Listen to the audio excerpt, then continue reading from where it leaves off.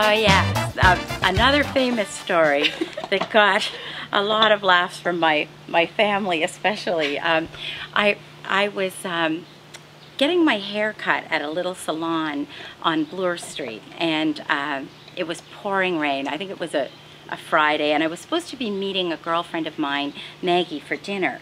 And I thought, oh, this is bad. I'm going to get drenched. And so I thought I might as well call a cab. So I called a taxi, and I was thinking, okay, Diamond Taxi, they're yellow. So I was watching for it, and sure enough, this car pulled up, and I hopped in the back, and the fellow turned around and said, what can I do for you?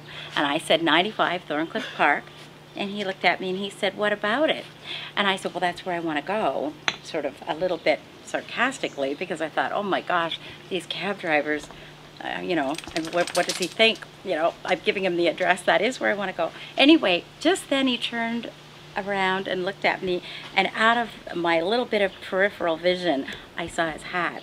And I thought, oh my gosh. I said, is this a police car by any chance? He said, yes, it is. And he said, if it was on my beat, I'd gladly take you.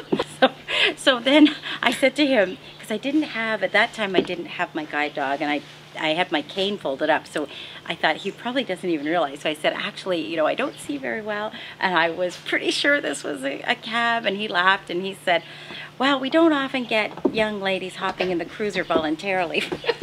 So, as I was getting out, he was still laughing. He said, I can't wait to tell my wife this one. So then my cab pulled up in about 1 minute. So I was just scarlet. I was so embarrassed. Anyway, I hopped in, and as we were pulling out and around the police car, the cab driver said, I wonder what that cop is laughing so hard about.